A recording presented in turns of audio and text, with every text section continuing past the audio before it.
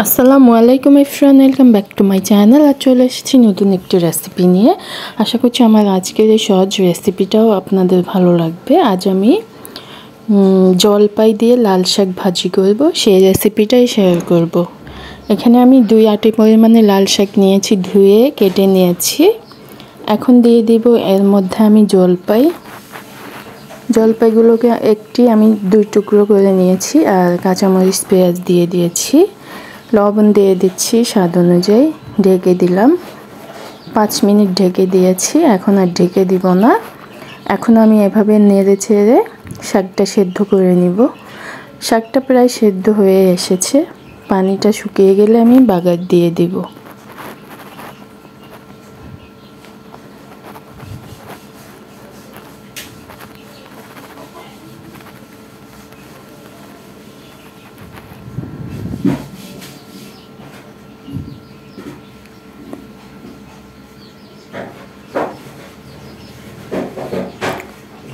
শাকের পানিটা শুকিয়ে এসেছে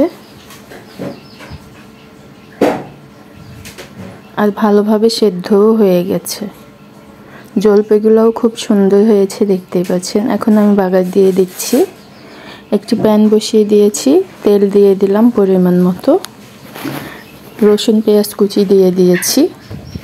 একটি রসুন আর একটি পেঁয়াজ কুচি করে দিয়েছি। এখন আমি শাক দিয়ে দিব।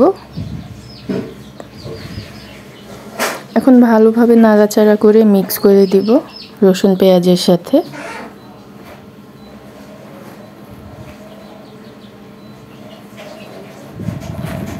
হয়ে গেছে, এখন নামিয়ে ফেলবো।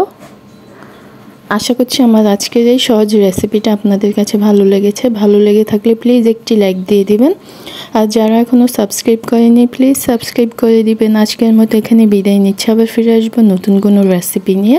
সেই পর্যন্ত সবাই ভালো থাকবেন, সুস্থ থাকবেন। আল্লাহ হাফেজ।